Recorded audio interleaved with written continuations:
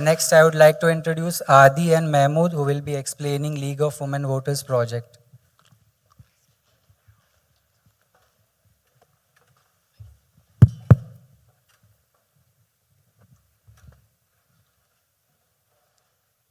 Hello, I'm Mahmoud Abuturi, and I worked alongside Adi on the Finding Insights in Florida Voter Turnout Project.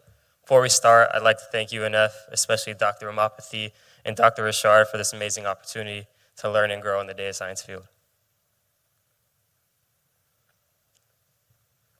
Funny enough, today is actually election day, so this presentation couldn't come at a better time.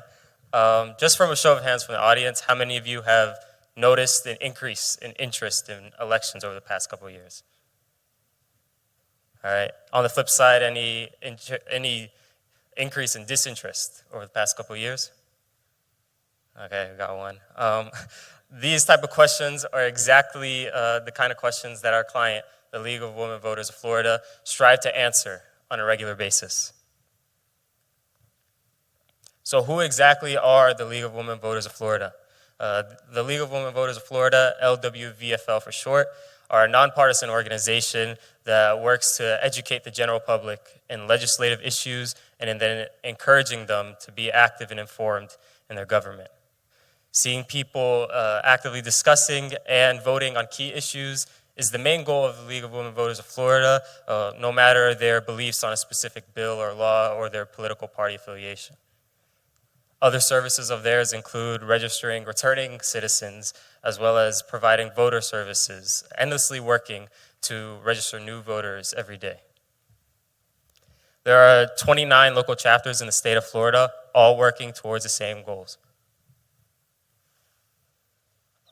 Every election, the League of Women Voters Florida, as well as other voter organizations, work to push voter participation. After these elections, these results become public data, and it's our job as data scientists to make a story out of it, to make some sense out of these records. We can do this by creating and seeing patterns and trends, as well as creating visualizations to create some context and tell a story about this data. And in the end, the party interested can create a plan of action to address this specific trend or pattern that they deem to be an opportunity. So from this, we took 3 points to focus on. We want to analyze the voter turnout and registration and map these analytical results on a zip code level, and in turn empowering the League of Women Voters of Florida in their decision making to facilitate future improvement. I remember at the beginning of this internship, I was discussing with Adi about a previous experience he had where he told me it took him 3 months just to collect the data. Well, we had all the data at the beginning, but it still took us nearly 3 months to just clean and prepare it. The voter files came courtesy of Dr. Mike Bender, as Dr. Umapathy had said previously, as well as the census files from Dr. Mike Bender and census.gov website. The voter files are separated into 2 parts, voter registration and voter history. Registration includes your personal information, the name, the date of birth, race, age, etc. And history focuses more on the election info. The election info from 2006 to 2021, which is more the election date, the election type, as well as the voting method by the voter ID. Each of these had 67 files, one for each county, and ranged from 10,000 to 10 million rows. The census data looks like a walk in the park compared to that, because we had 8 files, but each had 983 rows for each zip code. Not for each zip code, for the zip codes. This included information on demographics, sex and data, sex and age, and income and family status. To begin, we prepared the voter registration, which included data cleaning stage 1, where we removed all personable and sensitive information. This included your name, this included districting, and your specific mailing address.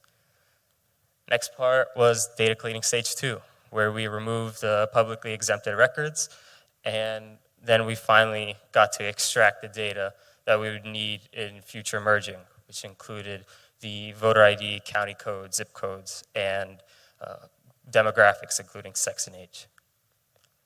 Now I'd like to pass it on to Adi.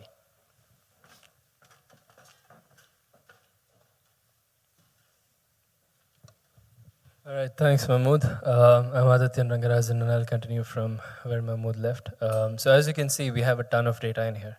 Although 10 million, 20 million doesn't seem way too much, it's for every single county file. And even before I continue off, firstly, I want to thank the mentors and especially Chad, who and also the team which had worked on this project last year, because we were able to use a lot of the code that was existing and it was available and make improvements on it, which really made the process smooth for us.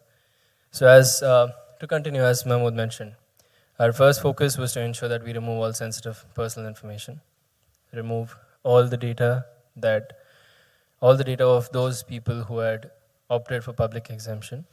And we also had to do a lot of feature engineering to get the right data which is useful for analysis and decision making for the league.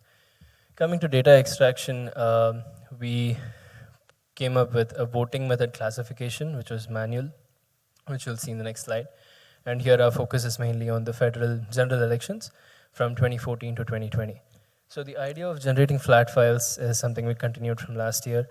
So the way it works is, for every single person in the data set, we have historical data of whether they voted or not in 2014, 16, 18, and 20. So if someone voted, it's a 1. If they did not, it's a 0. So those who had voted throughout for all the 4 years get classified into category 1, which is always voting. If they did not vote in the past, but they voted recently, they're classified into increasing.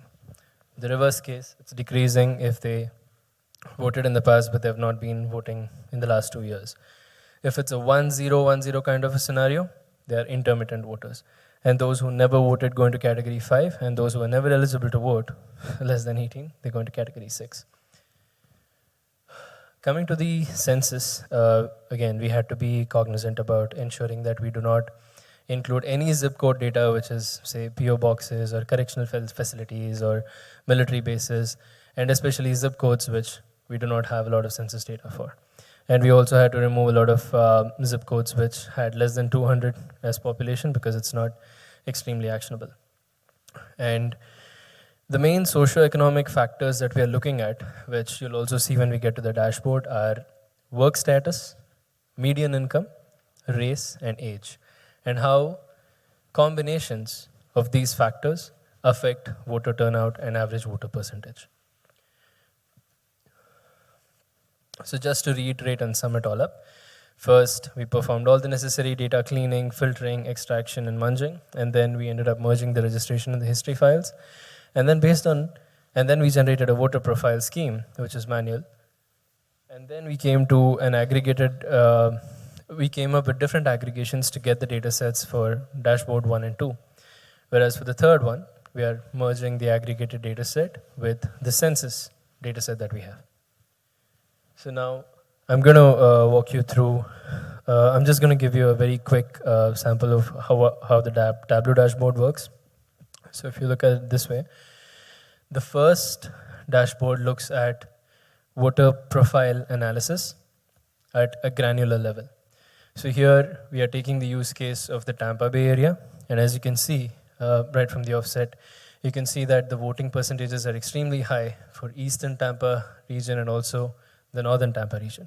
Whereas if you zoom in a little bit and look at this demographic here, which is the downtown part of the city, which are dense population clusters, for those voter profiles which were decreasing, intermittent, or never voted across all party affiliations, all races, and all age groups, these are the action points and areas of opportunity to market better and educate the public for the Hillsborough League chapter. So this is one of our recommendations. Moving on to the second dashboard, which is looking at the voting method analysis at the zip code level. Here we are looking at the city of Miami for Hispanic voters of all voter profiles, and we are analyzing early voters and those who voted at polls.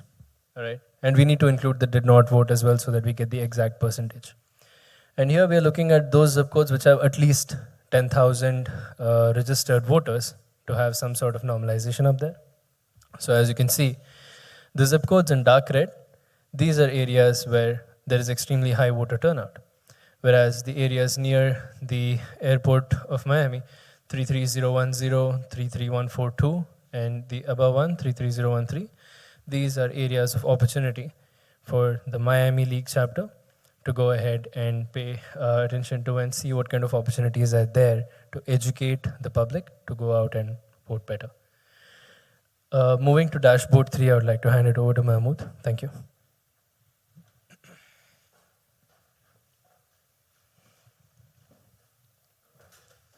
For this final dashboard, we had the census analysis on voting effects. On the filters, the user can choose a filter of their choosing, which include age, race, work status, and medium household income. We selected the JAX urban cluster over here, so when we do that, we could see the voter percentage, which changes from purple to yellow at 60%. In this dashboard, we could see these purple areas right here, and we can actually select these and see their data in the table below. We can use this to compare the citizen population over 18, their household incomes, as well as total votes. And that's it. Back to the slides, please.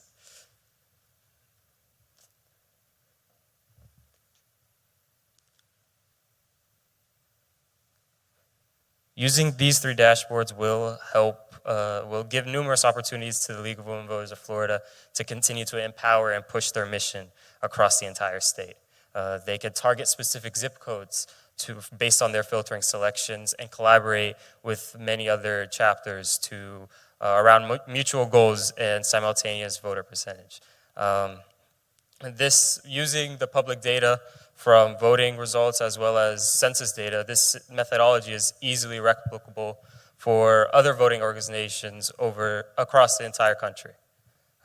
Thank you all for attending, and I'd like to give the stage back to Dr. Umapathy.